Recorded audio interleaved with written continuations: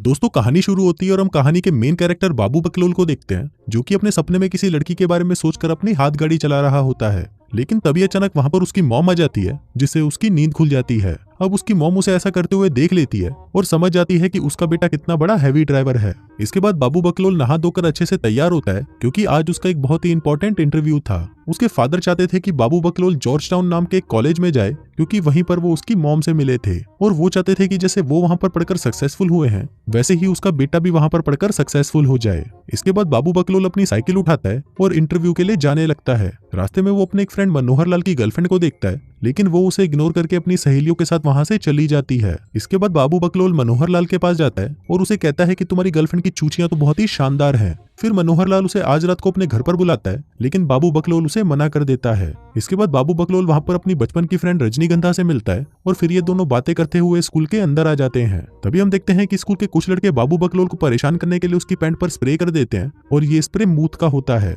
अब उस मूत की बहुत ज्यादा बदबू आ रही थी, इसलिए बाबू बकलोल इंटरव्यू के लिए ऐसे नहीं जा सकता था। तभी रजनीगंधा मनोहर लाल से कहती है कि लॉस्ट एंड फाउंड डिपार्टमेंट में कोई पैंट पड़ी हो सकती है, तुम जल्दी से जाकर बाबू बकलोल के लिए वो ले आओ। अब मनोहर लाल वो पैंट ले तो आता है, लेकिन वो पैंट काफी शॉर्ट होती है। लेकिन अब बाबू बकलोल के पास और कोई ऑप्शन नहीं था, इसलिए उसे वही पहननी पड़ती है। तभी लाइब्रेरी में एक लड़की आकर उसे अप्रोच करती है, जिसका नाम होता है गहरी खाई। वो उसे आज रात को अपने घर पर मजदूरी करने के लिए बुलाती है, लेकिन बाबू बकलोल के रजनीगंधा के साथ कुछ प्लान्स थे, इसलिए वो उसे मना कर देता है। अब मनोहर लाल ये देखकर बाबू बकलोल से कहता है कि खड़ी के गहरी खाई तुझसे अपनी पिंकी पिटवाना चाहती थी, लेकिन तू चूतिया सिर्फ रजनीगंधा के पिछवाड़े में ही घुसा रहता है। अब क्योंकि इनके स्कूल में एक शो होने वाला था, इसलिए बाबू बकलोल उसे कहता है कि मैं हर साल रजनीगंधा के साथ ये शो देखता ही हूँ और जब से मैं 5 साल का था तब से मैंने ये नियम नहीं तोड़ा है। लेकिन तभी मनोहर लाल उसे कहता है कि भूतड़ी के गहरी खाई भी कोई कम लड़की नहीं है, वो ऐसे ही किसी से अपनी पिंकी नहीं पिटवाती। पता नहीं उसको तेरे जैसे चोमू में आखिर दिखा क्या, इसलिए अगर तुझे उसके साथ मजदूरी करने का मौका मिल रहा है तो तुझे इसका फायदा उठाना चाहिए। फिर हम देखते हैं कि बाबू बकलोल अपने इंटरव्यू के लिए नोट्स तैयार करता है। इसके बाद जब उसे इंटरव्यू के लिए बुलाया जाता है तो उसे सपोर्ट करने के लिए रजनीगंधा उसके क्लास के बाहर ही खड़ी होती है। वो उसे कहती है कि मुझे पता है कि तुम बहुत अच्छा परफॉर्म करोगे, वैसे भी तुम जैसे टैलेंटेड लड़के को कौन कॉलेज मना कर सकता है। इसके बाद जब बाबू बकलोल इंटरव्यू देने के लिए अंदर जाता है तो इंटरव्यूअर सबसे पहले उसके नोट्स देखते ही उन्हें उठाकर कचरे में फेंक देता है। फिर वो उसे कहता है कि तुम्हें कोई भी फालतू की बकचोदी करने की जरूरत नहीं है, तुम बस मेरे सवालों का जवाब अच्छे से देना, तुम्हारा एडमिशन हो जाएगा। वैसे भी तुम बहुत स्मार्ट हो और हमें ऐसे ही लड़कों की जरूरत है। फिर इंटरव्यूअर उससे पूछता है कि तुम जॉर्ज टाउन ही क्यों जाना चाहते हो। बाबू बकलोल कहता है क्योंकि मेरे फादर भी वहीं पर गए थे और उन्होंने मेरी मॉम के साथ अपनी पहली मजदूरी भी वहीं पर की थी। अब ये बात सुनकर वो इंटरव्यूअर रोने लग जाता है, क्योंकि उसने अपनी पत्नी के साथ भी मजदूरी पहली बार वहीं पर की थी, लेकिन 1 साल पहले एक बीमारी की वजह से उसकी पत्नी की मौत हो चुकी थी। अब वो दोनों पूरे टाइम सिर्फ यही बातें करते रहते हैं, जिस वजह से बाबू बकलोल का इंटरव्यू पूरा बर्बाद हो जाता है। वो वहां से बाहर बहुत दुखी होकर निकलता है, जिसको देखकर मनोहर लाल उसे कहता है कि मैं तुम्हारी हालत समझ सकता हूँ। बाबू बकलोल कहता है कि मैंने इस इंटरव्यू के लिए पूरी जान लगा दी थी और मेरा यहाँ पर एडमिशन होना बहुत जरूरी था। मनोहर लाल कहता है कि ठीक है यार, अब जो होना था वो हो गया, लेकिन तेरे पास अभी भी एक मौका है, तू आज रात को गहरी खाई के साथ दबा दबा कर मजदूरी कर सकता है। अब मनोहर लाल की बात मानकर बाबू बकलोल गहरी खाई को अप्रोच करता है और उसके साथ आज रात को मजदूरी करने के लिए मान जाता है। अगले सीन में वो रजनीगंधा के पास जाता है और उसे अपने इंटरव्यू के बारे में बताता है, जिसको सुनकर रजनीगंधा को भी बहुत बुरा लगता है। बाबू बकलोल कहता है कि आज मुझे कुछ अच्छा नहीं लग रहा, इसलिए मैं तुम्हारे साथ आज रात को शो नहीं देख पाऊंगा। अब रजनीगंधा उसकी परेशानी समझ जाती है, इसलिए उसे इस बात का बुरा नहीं लगता। इसके बाद बाबू बकलोल अपनी साइकिल से गहरी खाई के घर जाता है। वो वहां पर आकर उसके कजन से मिलता है, जिसके बाद गहरी खाई वहां आकर उसे अपने रूम में ले जाती है। वो उसे पीने के लिए ड्रिंक देती है, जिसके बाद वो उसे छूने लगती है। अब ये देखकर बाबू बकलोल घबरा जाता है और वो उस ड्रिंक को गहरी खाई के ड्रेस पर गिरा देता है। लेकिन तभी गहरी खाई बाबू बकलोल के सामने ही अपने कपड़े चेंज करने लगती है। फिर वो वापस बाबू बकलोल के पास आकर बैठती है और उसे कहती है कि जब भी मैं तुम्हें देखती हूँ, तुम्हें देखते ही मेरी गुलाबी बिल्ली गीली हो जाती है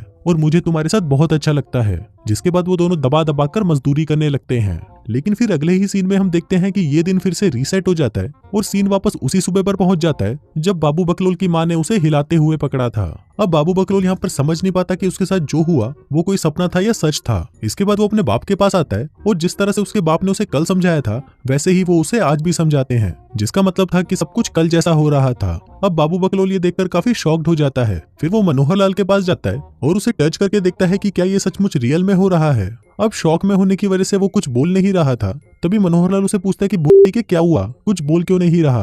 बाबू बकलोल कहता है कि मुझे आज कुछ अजीब फील हो रहा है। फिर हम देखते हैं कि जिस तरह से कल उसे लड़कों ने परेशान किया था वैसे ही आज भी करते हैं। रजनीगंधा फिर से मनोहर लाल से कहती है कि लॉस्ट एंड फाउंड से तुम बाबू बकलोल के लिए पैंट ले आओ। अब यहाँ पर उसे पता था कि आगे क्या होने वाला है, इसलिए वो रजनीगंधा से कहता है कि मेरे लॉकर में दूसरे शॉर्ट्स पड़े हैं और मैं उन्हें ही पहन लूंगा। जिसके बाद फिर से गहरी खाई उससे आकर लाइब्रेरी में मिलती है। फिर जब बाबू बकलोल इंटरव्यू के लिए जा रहा होता है तब रजनीगंधा बाहर उसका वेट कर रही होती है और वो उससे वही कहती है जो उसने उससे पहले कहा था। जिसके बाद जैसा इंटरव्यू उसका कल हुआ था वैसा ही इंटरव्यू उसका आज भी होता है। फिर गहरी खाई बाबू बकलोल से कहती है कि क्या आज रात तुम मुझे पढ़ाने मेरे घर आ सकते हो, जिसके लिए वो उसे हाँ कर देता है। अब उसे कुछ भी ठीक नहीं लग रहा था और वो घर जाना चाहता था, इसलिए वो छुट्टी के लिए स्कूल के हेल्थ केयर के पास जाता है। लेकिन वहां पहुंचकर वो देखता है कि वहां पर एक लड़के को उल्टी आ रही थी, लेकिन वो फिर भी उसे घर नहीं जाने देती। जिसको देखकर बाबू बकलोल उसे अपनी प्रॉब्लम नहीं बताता और वहां से चला जाता है। इसके बाद वो रजनीगंधा को ये बताए बिना कि आज के प्लान्स कैंसिल हो चुके हैं सीधा ही गहरी खाई को बजाने उसके घर पहुंच जाता है और फिर उसके साथ दबाकर मजदूरी करता है। इसके साथ ही दिन फिर से रीसेट हो जाता है और अगले दिन भी सारी चीजें सेम वैसे ही रिपीट होने लगती हैं।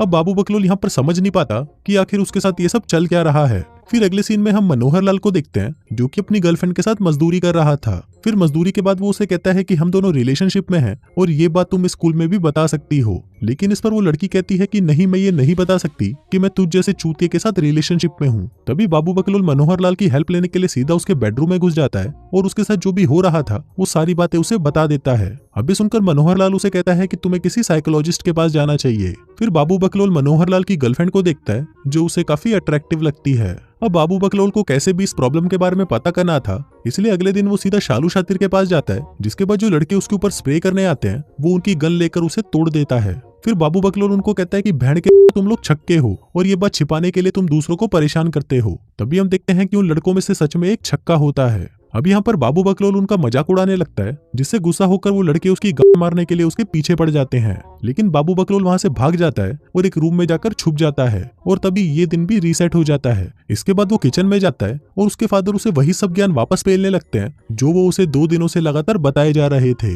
इस पर बाबू बकलोल उन्हें कहता है कि हाँ, मुझे पता है, आप मॉम से मिले, आपने उनके साथ मजदूरी करी, जिसके बाद आपकी लाइफ के लोड़े लग गए, लेकिन मुझे ये सब नहीं चाहिए, शायद मैं कुछ और चाहता हूँ। फिर जब बाबू बकलोल स्कूल जाता है तो मनोहर लाल उससे लड़कियों के बारे में बातें कर रहा होता है। लेकिन इस पर बाबू बकलोल उसे कहता है कि इस दुनिया में लड़कियों के अलावा भी बहुत सी चीजें हैं। अभी सुनकर मनोहर लाल को लगता है कि शायद ये चूतिया सुबह सुबह ही हिला कर आ गया। अब बाबू बकलोल आज का दिन एंजॉय करना चाहता था, इसलिए वो रजनीगंधा के साथ अपनी स्कूल बस में जाकर गांजा फूकने लगता है। जिसके बाद वो दोनों अपनी बचपन की बातें याद करने लगते हैं। बाबू बकलोल उससे पूछता है कि बताओ हम मिले कैसे थे। रजनीगंधा कहती है कि तब मैं स्कूल में नई नई आई थी, सभी लोग मेरा मजाक उड़ाते थे, लेकिन तुम सभी से अलग थे, तुमने मेरा कभी मजाक नहीं उड़ाया और इसी के चलते तुम मेरे सबसे अच्छे दोस्त बन गए। इसके बाद बाबू बकलोल उसे गले लगा लेता है और कहता है कि चाहे कुछ भी हो जाए, हम दोनों हर साल वो शो साथ में ही देखेंगे। फिर इसके बाद जब वो अपना इंटरव्यू देने जाता है तो वो इंटरव्यूअर को गाली देकर वहां से बाहर आ जाता है और फिर जब वो अपनी क्लास में जाता है तो वो वहां पर खड़ी टीचर की चूचियां दबा देता है। इसके बाद वो लंच टाइम में एक लड़की के सामने आकर बैठ जाता है। इस लड़की ने 4th क्लास में से मारा होता है और इसी का बदला लेने के लिए बाबू बकलोल उसे एक पंच मारता है। लेकिन तभी वो लड़की खड़ी होती है और बाबू बकलोल को कुत्ते की तरह पीटने लगती है। इसके बाद बाबू बकलोल को प्रिंसिपल के पास भेजा जाता है। प्रिंसिपल उसे कहता है कि पुलिस तुम्हें अरेस्ट करने के लिए यहाँ पर आ रही है और मैंने तुम्हारे पेरेंट्स को भी कॉल कर दिया है, अब देखना तुम्हारी पक्का मरने वाली है। अब बाबू बकलोल फिर से अपना दिन रीसेट करना चाहता था, लेकिन वो प्रिंसिपल के सामने ये नहीं कर सकता था। फिर जैसे ही वो ऑफिस से बाहर आता है, उसे मारने वाली लड़की फिर से उसके सामने आ जाती है, लेकिन तभी वहां पर मनोहर लाल उसे मारकर बेहोश कर देता है। अब यहाँ पर पुलिस भी पहुंच जाती है, इसलिए वो जल्दी से जाकर लड़कियों के लॉकर रूम में छिप जाते हैं। तभी बाबू बकलोल को ढूंढते हुए वो लड़की वहां पर पहुंच जाती है, जिसके बाद वो उसे वहां से बाहर निकालती है और उसके दोनों अंडे फोड़ देती है। जिसके बाद ये दिन फिर से रीसेट हो जाता है। फिर अगले दिन जब बाबू बकलोल स्कूल में आता है तो वो काफी उदास होता है। इसके बाद रजनीगंधा उसे आज रात के प्लान के बारे में पूछती है, लेकिन बाबू बकलोल उसे मिलने के लिए मना कर देता है। रजनीगंधा कहती है कि तुम मुझे ऐसे कैसे मना कर सकते हो, लेकिन बाबू बकलोल को इस बात से कोई फर्क नहीं पड़ता। फिर मनोहर लाल उससे कहते हैं कि भाई आज तू बहुत उदास लग रहा है, लेकिन तुझे इससे बाहर आना होगा क्योंकि आज तुझे गहरी खाई के साथ मजदूरी करनी है। तभी गहरी खाई उससे फिर मिलती है और उसे आज रात को अपने घर पर आने के लिए इनवाइट करती है। फिर बाबू बकलोल को क्लास में इंटरव्यू के लिए बुलाया जाता है, लेकिन इस बार रजनीगंधा बाहर उसके लिए नहीं खड़ी होती। फिर रात को बाबू बकलोल रजनीगंधा के घर जाता है और उसके साथ जो भी हो रहा था वो सारी बातें वो उसे बता देता है। इसके बाद रजनीगंधा उसकी हेल्प करने के लिए उसे स्कूल के सबसे इंटेलिजेंट लड़के के पास लेकर जाती है। फिर बाबू बकलोल को ध्यान से देखने के बाद उस लड़के को लगता है कि शायद इसको कोई मेंटली प्रॉब्लम है, लेकिन तभी वहां पर उस लड़के की मॉम आ जाती है और उसे कहती है कि तुम किसी भी अनजान को इस तरह हमारे घर पर नहीं ला सकते, तुम्हें कम से कम अपनी नानी के बारे में तो सोचना चाहिए। पर तभी अचानक पीछे से उसकी पागल नानी आकर बाबू बकलोल पर हमला कर देती है। फिर अगली सुबह बाबू बकलोल स्कूल जाकर उस लड़के से बात करता है और उस पर काफी गुस्सा करता है, जिस वजह से वो लड़का डर कर वहां से भाग जाता है। वो लड़का भागकर बाथरूम में छुप जाता है, पर तभी बाबू बकलोल भी वहां पर आ जाता है और उस लड़के को बाथरूम में डुबाते हुए उससे पूछता है कि तुम्हारी नानी ने मुझे जादूगर क्यों कहा। इस पर वो कहता है कि शायद ये हो सकता है कि तुम पर कोई श्राप हो और इसी के चलते तुम्हारे साथ ये सब हो रहा हो। फिर बाबू बकलोल इस बारे में रजनीगंधा को बताता है। तभी ये सुनने के बाद मनोहर लाल उसे कहता है कि तुम्हें कैसे भी इस श्राप को मिटाना होगा, शायद तुमने कुछ गलत कर दिया था जिसे तुम्हें ठीक करना होगा। अब बाबू बकलोल को लगता है कि शायद उसने पहली बार गहरी खाई के साथ अच्छे से मजदूरी नहीं की थी, इसलिए वो सीधा गहरी खाई की क्लास में जाता है और सबके सामने उसे कहता है कि आज रात मैं तुम्हारी बिल्ली को फाड़ कर रख दूंगा। तभी रजनीगंधा कहती है कि आज रात तो हमारे प्लान्स थे, जिस पर बाबू बकलोल कहता है कि भाड़ में गए तुम्हारे प्लान्स। जिसके बाद वो लड़कियों के बारे में काफी रिसर्च करके गहरी खाई को बजाने उसके पास जाता है। तभी गहरी खाई उसे कहती है कि तुम ये मेरे साथ हर रोज कर सकते हो, लेकिन इसके बदले में सिर्फ तुम्हें मेरा होमवर्क करना होगा। अभी सुनकर बाबू बकलोल को बहुत गुस्सा आ जाता है कि बहन खुद ये उसका इस्तेमाल अपने होमवर्क के लिए कर रही है। जिसके बाद वो गुस्से में वहां से चला जाता है। वहीं घर के बाहर उसके फादर उसका वेट कर रहे होते हैं और उसे पूछते हैं कि तुम इंटरव्यू के लिए क्यों नहीं गए, तुम अपने टाइम को ऐसे बर्बाद नहीं कर सकते। फिर वो इंटरव्यूअर जिस होटल में रह रहा था, बाबू बकलोल के फादर उसे वहीं ले जाते हैं। फिर जब वो बातें कर रहे होते हैं तो उस इंटरव्यूअर को बाबू बकलोल बहुत पसंद आता है। फिर वो उसके बाप से पूछता है कि आप क्यों चाहते हो कि बाबू बकलोल इसी कॉलेज में आए। तभी उसके फादर उसे सब कुछ बता देते हैं, जिसको सुनकर वो इंटरव्यूअर कहता है कि शायद बाबू बकलोल को वो सभी चीजें चाहिए ही नहीं जो आपको चाहिए थी। फिर जब बाबू बकलोल ड्रिंक्स लेने के लिए जाता है